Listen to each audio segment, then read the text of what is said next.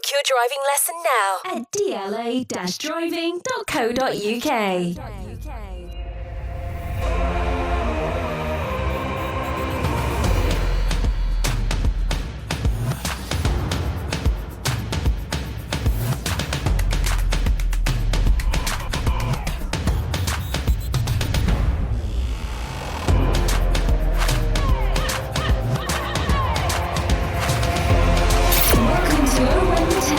Sponsored by DLA Driving School.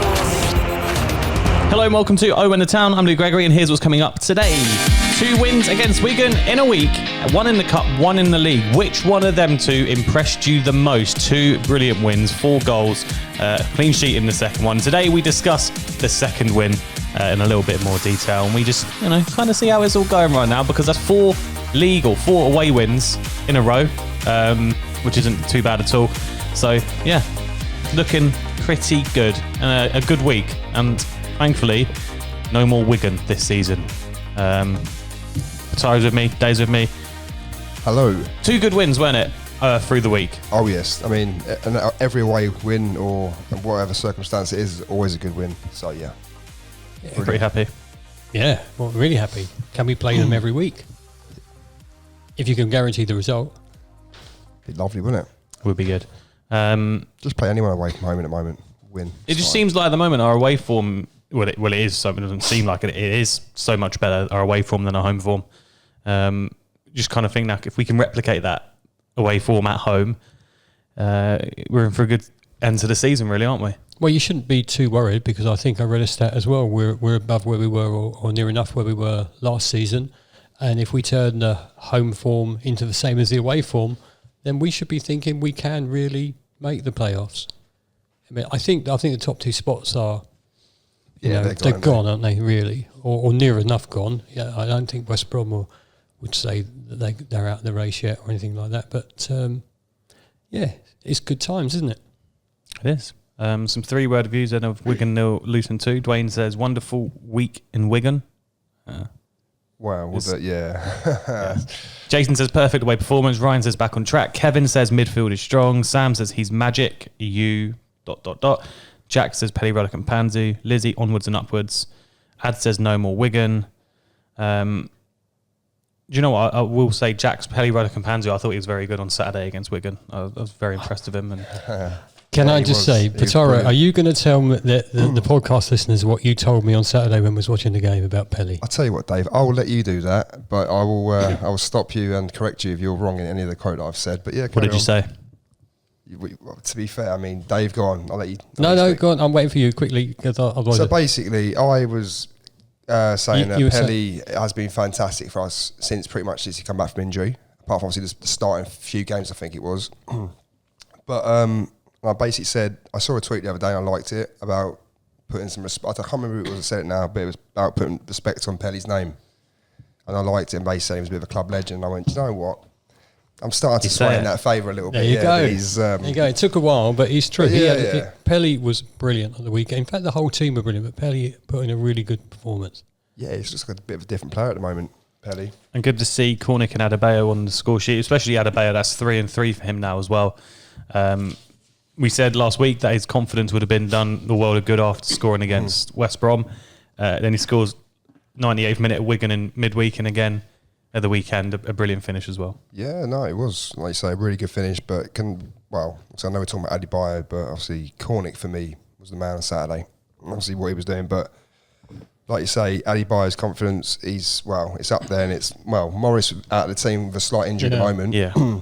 It's always good news. Excuse me, I got something. But it's not something that we haven't. Yeah. We've missed it because we know he can do it. I think last season he was on fire for most of it, so we know he's a good enough striker. He just needed to get going. The same way that Morris, when Morris scored, then he got on a roll. Mm-hmm. So let's hope Adebayo's in the same position. What's that? 3 goals in 3 games now. Yeah, not bad, is it? Yeah, and he's putting in an effort. He's putting in a huge effort. And we know he's capable of it as well. And let's be fair, the 98th minute in the FA Cup, it was a pretty, he had to snap it quite well. Mm-hmm. I mean, did anyone tell you I really love replays, by the way? What a game. Yeah. I think you told me on the night, actually, when we went through. I think you texted me that night and going, oh, yeah. I love FA Cup replays. I love FA, I thought you tossed it. I didn't even realise that Campbell wasn't starting until like half an hour in, and I was like, oh, Campbell's not even playing.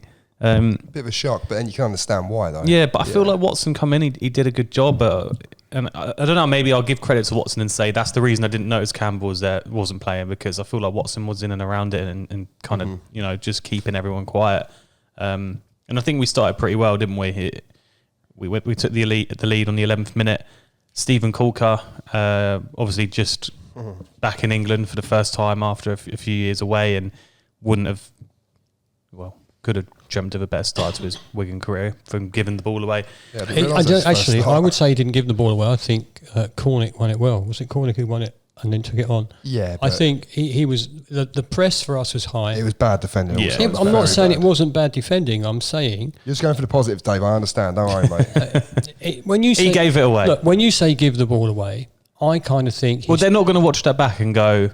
To be fair, Stephen Corker couldn't have done anything there because he was just tackled. He gave the ball away, mate. He should have done something more, but you've got to give credit for Cornick to getting on front of him and getting on top of him and putting that tackle in.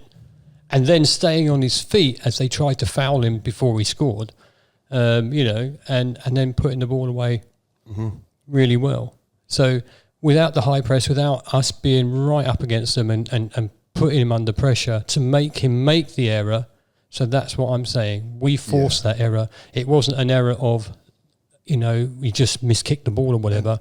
It was a forced error by our attack. Yeah, no, I agree. Obviously, with what you say there is a forced error. But also, I've noticed this Rob Edwards' whole high press thing. It's almost like it's high press now in volumes. It's like 3 at a time, around 1-2 players. All right, sometimes it might not work for us, but at the moment it's working very well for us, I think. Also, maybe Stephen Corker just wasn't up to speed with being back in the Championship. He's been away in different countries. I think Turkey's been away. And so, maybe coming over back to England and actually kind of surprised, especially that Luton Town are pressing like that, Yeah, well, he probably couldn't work out why there was no sunshine, warm weather, and it was just like windy, and he's like, oh, God, I'm back up north. And massive credit to Cornick for the finish, because, we speak about his finishing in the past and how sometimes he can do better with his strikes, but this was powerful, firm, it was on target. I think it did take a little nick on the way through, it went in the back of the net, and that's the most important thing in that situation, especially when you're given that opportunity to score. You have to take it, which for once we did. And like you say, I say for once, that's a bit harsh, but what I mean. Yeah, I was going to say that is a bit out of Greg, just kick that button a little bit. Now, like you say, there was obviously defenders in front of him as well, and obviously it's taken that deflection, it's gone in. But like you say, he's done really, really well there. Like you say, Dave, the high press, obviously the hunting him down, and the pressure. Not letting him play out the back. Basically, it's great to see. They continue to try to play out the back as well, which is, it's not successful for them. And I don't think. But I was going to say that it wouldn't be disrespectful to say that. I think their own fans are saying they're not good enough to do that at the moment. And they're desperate for a win, aren't they? Yeah, was it Kolo Touré's coming on? Obviously, I know we're not talking about Wigan, but have they won a game yet? No, not with him. Touré, no. I think they'd lost 4-1 in their 3 previous fixtures before playing us. At least we kept a clean sheet against them then. So, but the aggregate score was just about the same, isn't it? Yeah, true. Yeah. Wigan had the ball in the net. Ashley Fletcher. They said this in commentary at the time.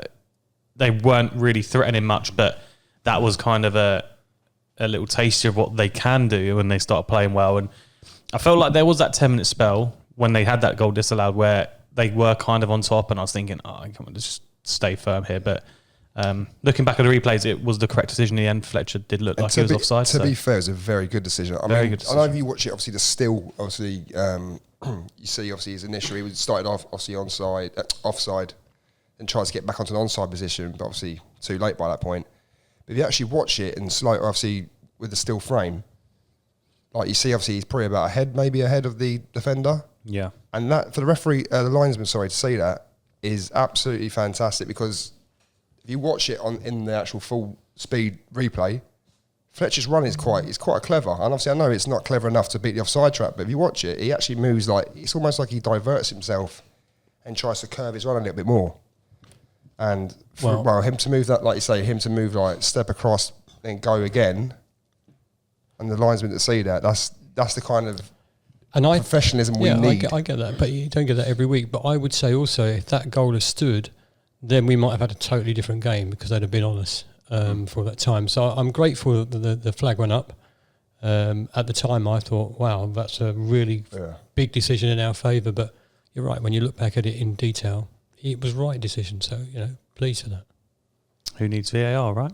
Exactly, mate. So none of this nonsense about VAR and his previous chances is irrelevant now, isn't it? Into the second half, it was 2-0 after 52 minutes. Adebayo scoring his third in 3 games. A cracking pass by Osho found Adebayo, and him and Connick linked up really nicely. Nice little 1-2. Connick returned the pass back, and Elijah, first time finish, bottom corner. Really good goal. Really good goal. Yeah, it was like a FIFA goal, wasn't it, really? Yeah, back to front and attacking seconds. But the link up between Adebayo and Connick was amazingly good, quick, and they were really quick on it. It was, it was an amazing goal to score. Really, I just like the interaction between the players. Quality, it was like 3 touches in the net. It's great. It was just quality football. It was just one touch, pretty much football. And I mean, Adebayo. The ball in from Osho to Adebayo's feet, the little flick round the corner, Connick's little run onto it, and then that neat little pass back. I think it was through Corker's legs, was it? Yeah. And Adebayo's finish. Some might doubt the goalkeeper, but a good finish. It's a good finish. So, yeah. He's back, isn't he, Elijah? Yeah, I mean, to be fair, we've seen glimpses of him anyway, even when he hasn't been scoring. I think I said it last week before, people need to, get off his back, and people saying about, we should have took the 5 million, blah, blah, blah. Nonsense. Obviously, you're starting to see it again now. Elijah at his best, so... Do you still look at Elijah Adebayo and just think, give him 2 years potentially, and we do have a £15 million player there? Well, to be fair, I mean, I think we were saying last season, I was saying he's worth, I'd say near enough double figures, but then, you take it into perspective, maybe not, but I can't see why not. He's still, how old is he now, 23, 24? Not sure, mate. Not even that, probably, but yeah, he's still a young kid, pretty much, and he's got a lot of potential. Everyone knows this. We see it last season. I think maybe because of the fact that he hit the heights straight away last season, and obviously a little bit the season before that, but if he's just trying to get back to where obviously hitting the high heights that he was hitting. So yeah, he must have the ambition. He must have that ambition to be that Premier League scorer. And why not? Why can't he be? And I know you can refer to Ivan Toney if you want, where he came from to where he is now. In a very short space, he went for a large fee, and look at what he's doing now. So there's no reason why Adebayo couldn't be that player that makes that jump. And if it's not with us, and we get a nice fee for him, brilliant. Good luck to the boy. But I'd rather still keep him though. Of course I would. But yeah. I was saying what Luke said, keep him for another couple of seasons. This might be our opportunity to move on. If not, he gets an offer in a couple of seasons' time. If he's banging the goals in regularly, someone will come for him. And then we can make some money. Not a lot happened really between that and the end of the game. I mean, I can't really remember much else happening. I know the ref was given a few dodgy decisions and stuff, but 2 wins at Wigan in 1 week. It's the 5th in 8 under Rob Edwards. Wow. Jacobs put here a really nice little stat. Luton have had the same amount of wins at the DW Stadium as Wigan have had the whole season. So, yeah, just a nice little stat there. But sorry, every week you've got to say something about Jacob. Is this true, Jacob? Are you sure? Because I remember you said the other day you're always digging me out for saying something about a stat or whatever, this and that. But no. Can you confirm your source, please, Jacob? Yes, please, sir. Also, Saturday's game was the first time Connick and Adebayo have scored in the same game since a 3-1 win at Hull in March 2022, and that's from Mike Simmons. Oh, wow. But Connick and Adebayo, the song says it. Mm-hmm.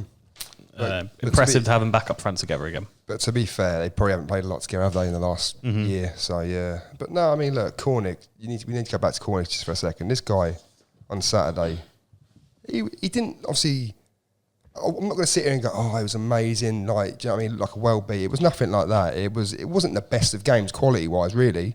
But it's gonna be a bit like that sometimes. But he just did everything correctly. And he didn't sometimes we see Connick, like you say, running with the ball, heavy touch, losing the ball, getting pushed off the ball, but none of that. It was almost like he got the ball and he made his mind up within like a second. Play the ball, pass the ball back, run. Do you know what I mean? And he was quite clever with it. But no, it's just a big mention for Connick because he was quality. Yeah, you were saying that all game, to be fair. Yeah, he's brilliant. A bit like Pelly, like we bigged him up. Connick as well. To be honest, the whole team performance was excellent. Yeah. And the way that we attacked that game and the way that we managed the game really well, in every department really, and in the second half, didn't really feel that Wigan were going to score, really. And no, I think you're right. I think we did we did a great job. And if we play like that every week, we'll get more points than we lose. It's nice to have that reaction, isn't it, from the last league game against West Brom, if we skip out the Wigan in midweek, but just to get back on track in the Championship, especially with, you look at our fixture list coming up, obviously we're in the FA Cup next weekend now. So just having that break again, it would have been like another couple of weeks to get back into league action, but it's kind of left us in a nice place again now with another 2-week break until the league action again. Like I say, there's nothing worse. I mean, I think all football fans think the same thing, that when obviously you go with a little league break and you've lost the game, or you've gained, like, say, 2 points out of a possible 10 or 12 or whatever, then you know it's a bit like, I have to wait around. Just want to get another 3 points straight away, really, don't you? We can sort of enjoy it and go, do you know what? 2 weeks now to celebrate our league win.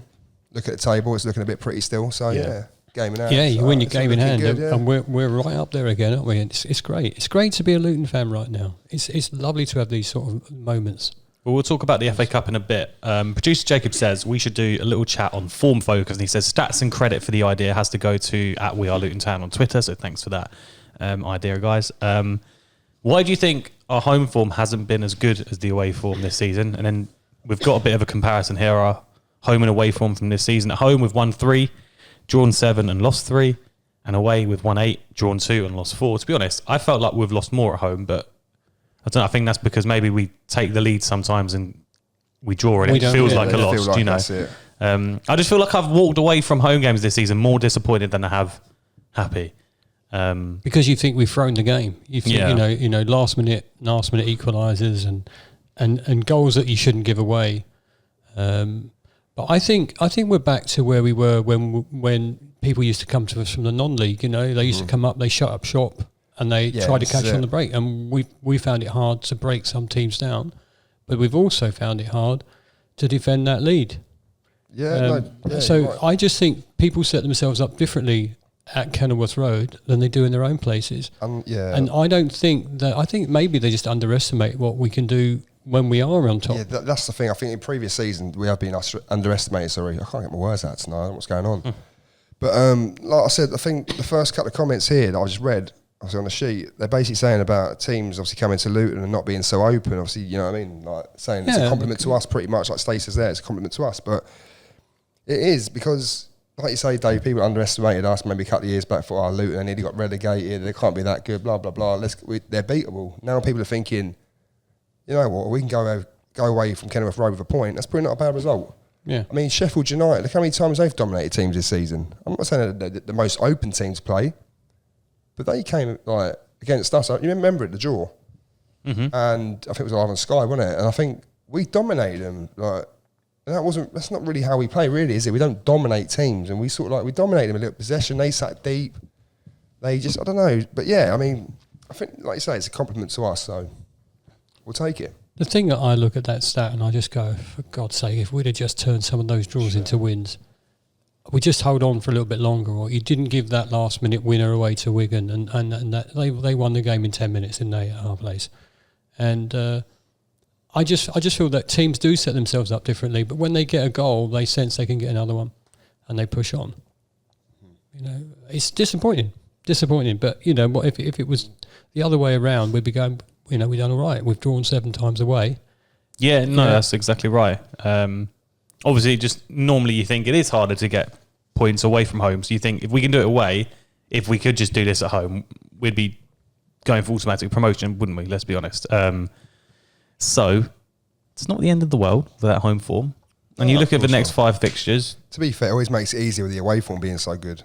Yeah, 100%. Yeah, and imagine though if it wasn't, and then we're at the bottom end of the table, and then we're starting to panic. Yeah. But we're in a good position. Yeah, I mean, the way I would look at it here, right, in this instance is, right, you flip it out, the form, obviously the home and away form, obviously round. So you look at the away form, right, winning 8, drawing 2, losing 4. I told you I can't speak tonight.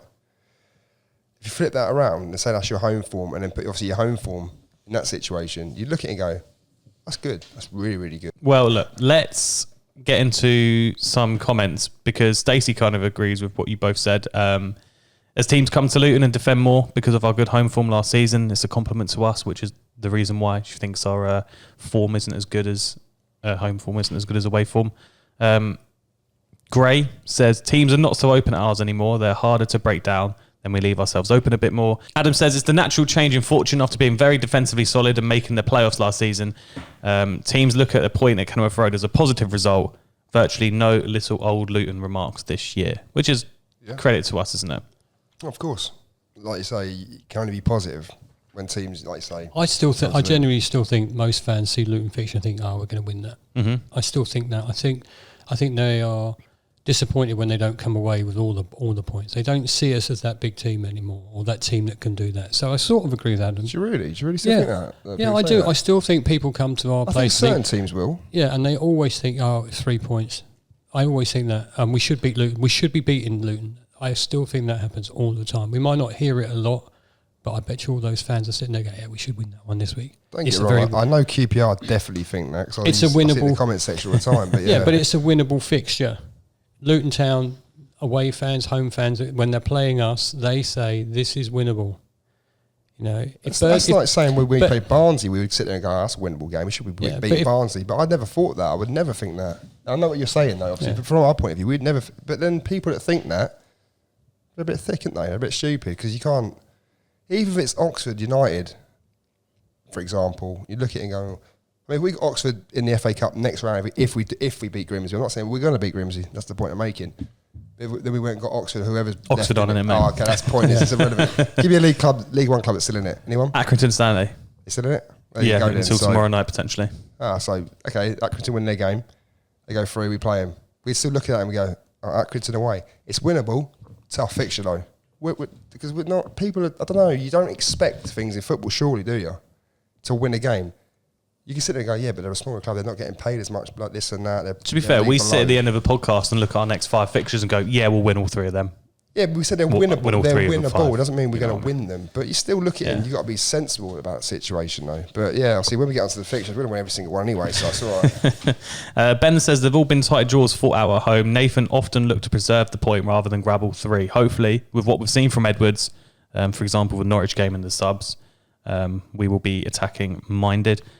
Lou says, we're looking at this last night. 3 wins at home this season with a lot of draws. Not good. Can easily turn 1 point into 3. Think we always slack in the last quarter of the game when winning at home.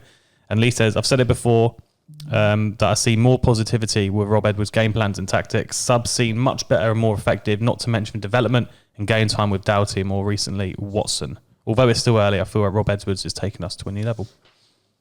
Yeah. I think the point, we always slack in the last quarter of the game. You know that in the past when we've been 1-0 up or whatever and then they start attacking, we drop back so deep sometimes and you can just feel the goal coming last minute or last 2 goals coming last 2 minutes and things like that. So I sort of agree with that. But also, that's a good point by Ben. Nathan looked to preserve the win or the point rather than try and get it back, maybe. Maybe that's the right thing. Edwards has certainly impressed me in the time he's been at the club, so let's hope he's the one that takes us to the next step and the next level. Before we look at the next 5 games, look at the next 1 game to start off with. Grimsby in the FA Cup on Saturday. I'm so excited for this, I'm not going to lie to you. Yeah? Any reason? Buzzing. Yeah, I love FA Cup, mate. Do you want it to go to a replay? Oh, it goes to a replay. Do you know what? Grimsby away was a great away day. I remember it. No, in all seriousness, Grimsby at home. I know we're just saying about teams like Luton and stuff, but it's a League 2 club that aren't even doing that well in League 2 at home. You would expect us to go quite strong in potentially if Morris is fit. You'd even maybe see Morris just getting some game time to be up back for the league in a couple of weeks. But don't risk him, to be fair. Well, I was on their podcast the other night and I had a chat with 4 or 5 of them online and they're not happy that they're even drawing us. Probably so. But it's not because they don't think they can beat us, but they realise it's going to be a tough game. But they wanted the big ties. So the money ties, yeah, of course. So they're wondering, can they hold out if they keep a clean sheet for some time? Then maybe they could catch us on the break. But I feel that they're beatable. And if we play to our strengths, if we put our strongest team out, then you would expect that we could we could get a goal. Morris could score if he's playing, and really maybe Morris needs game time to come back from injury if he's available. So I'm quite looking forward to it. Yeah, no, I'm really looking forward to it. I'm not looking forward to the blow up fish they're bringing though. Fish. I made a bold statement at work the other day to a few of my colleagues. How bold? Is it bold or is it silly? Come on. Look, I said, realistically, if we get the luck of the draw in the FA Cup, there is no reason this year we can't potentially be in quarters. And this may sound absolutely stupid to some people, and they might call me an absolute idiot. But I'm sitting there thinking, if we beat Grimsby and get 2 favourable draws, we could be in the semi-final of the FA Cup.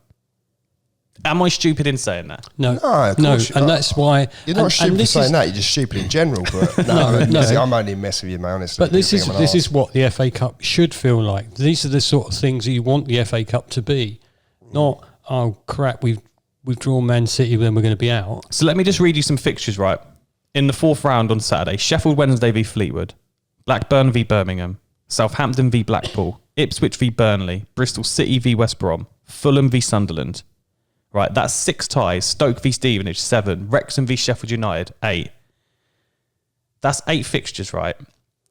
And you're basically saying all those teams, they're winnable. Well, if we got one of them in the next round, it's say we got Blackburn at home in the next round, it's winnable. Then you're in the quarterfinals of the FA Cup. Say you get to the quarterfinals and you get West Brom at home, it's winnable.